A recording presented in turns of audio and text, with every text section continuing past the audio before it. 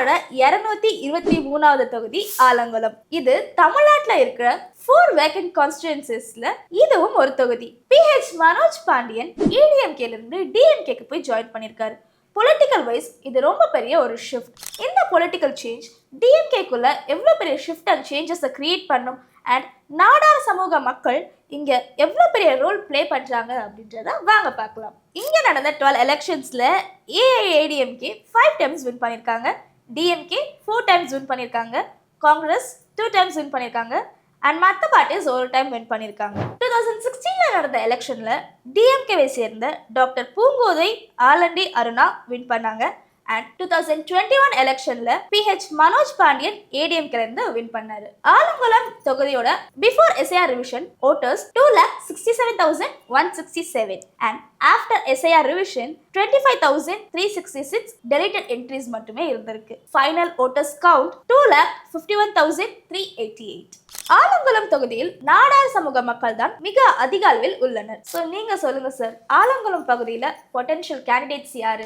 Potential candidate அப்படின்னு பார்த்தீங்கன்னா இப்போ 2026ல் பார்த்தீங்கன்னா DMK சைடு அப்படின்னு பார்த்தீங்கன்னா ஆப்வியஸ்லி தெரியும், PH மனோஜ் பாண்டியன் ADMKலேருந்து OPS அணிலேருந்து வந்திருக்காரு. ஸோ அவர் வரக்குள்ளே சொல்லியிருப்பார், கண்டிப்பாக எனக்கு ஒன்று நீங்கள் அம்பாசமுத்திரம் இல்லைனா ஆலங்குளம் தொகுதி கொடுக்கணும் தான் கேட்டு வந்திருப்பாங்க. அது சொல்லி தான் அவங்களுக்கு கூப்பிட்டு வந்திருப்பாங்க. அம்பாசமுத்திரத்தை அவர் நிற்க முடியாது, இப்போதைக்கு அவருக்கு வேற ஒரு கேண்டிடேட் இருக்கிறதுனால இப்போது அவருக்கான ஆப்ஷன்ஸ் இருக்கிற DMKல இருக்க ஒரு ஆப்ஷன்ஸ்னால் அது ஆலங்குளம் தொகுதி தான். அண்ட் ஆல்சோ இதை தாண்டி முன்னாள் அமைச்சர் டாக்டர் பூங்கோதை 2014 வின் பண்ணாங்க. ஆல்ரெடி யாருன்னா யாரும் தெரியும். ஸோ திருநெல்வேலி மாவட்டத்தில் முன்னாளோட ஒரு பெரிய DMKயோட பெரிய பிக்ஸாட்டாக இருந்திருக்காரு.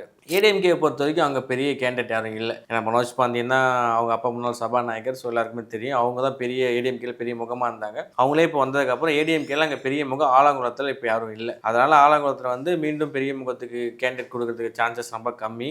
கேண்டிடேட் பார்த்துட்டு இருக்காங்க, மீண்டும் மாவட்ட செயலர் அவருக்கும் கொடுக்க முடியாதுன்றதெல்லாம் பார்த்துட்டு இருக்காங்க. இல்லைனா DMK அலைன்ஸ் ADMK அலைன்ஸில் BJP அந்த மாதிரி டிக்கெட் வாங்குறதுக்கு ட்ரை பண்ணுவாங்க. ஏன்னா அவங்களுமே இதுவாக இருக்காங்க. ஸோ மூணாவது TVKல பார்த்தீங்கன்னா ஆலங்குளத்தில் கணிசமான ஓட் பேங்க் இருக்கு. TVKல ஆலங்குளம் டவுன்லையும் சரி, அது குறிப்பிட்ட சுற்றுவத வில்லேஜ்லையும் சரி, TVK விஜய்க்குன்னு ஒரு ஓட் பேங்க் வச்சிருக்காரு. ஸோ இந்த டைமும் இந்த இடத்துல மும்முனை போட்டி வரதுக்கு சான்சஸ் இருக்கு. ஸோ NTKல கேண்டிடேட் அறிவிச்சிட்டாங்க. ஸோ அவங்களும் ஒரு 7,000 8,000 ஓட் வாங்குவாங்க. ஸோ இந்த 4 பேருக்குள்ள தான் போட்டி நடக்கும். இந்த 4 பேர்ல இப்போ பார்த்தீங்கன்னா மும்முனை போட்டி கண்டிப்பாக வரது சான்ஸ் இருக்கும். இந்த தொகுதியில் பார்த்தா 2 கேண்டிடேட் தான். DMK சைட்லேருந்து 2 பேர் கேட்பாங்க. ஒன்று பூங்கோதை ஆல்ரெடி நம்ம மீண்டும் முயற்சி பண்ணுவாங்க. பட் அந்த DMK கான்ஃபிளிக்ட்ல அவங்க கொடுக்குறது சான்சஸ் கம்மி தான். கண்டிப்பாக மீண்டும் PH மனோஜ் பாண்டியன் தான் டிக்கெட் பெறுவாருன்றதுக்கு 100% சான்ஸ் இருக்கு. TVKலையுமே இந்த டைம் கொஞ்சம் ஓட் பேங்க் இருக்கிற தொகுதி தான் ஆலங்குளம். ஸோ TVKவும் செகண்ட் பிளேஸ் வரதுக்கு நிறைய சான்சஸ் இருக்கு. அந்த இடத்துல வின் பண்ணுவாங்க கேட்டால் இல்லை, பட் செகண்ட் பிளேஸ் வரதுக்கு நிறைய சான்சஸ் இருக்கு. ஸோ இதுதான் இப்போதைக்கு அங்கே நிலவரம். இதை தாண்டி அரிநாடார் மீண்டும் போட்டிடுவார். ஏன்னா 2021 அந்த தொகுதியோட டிசைடிங்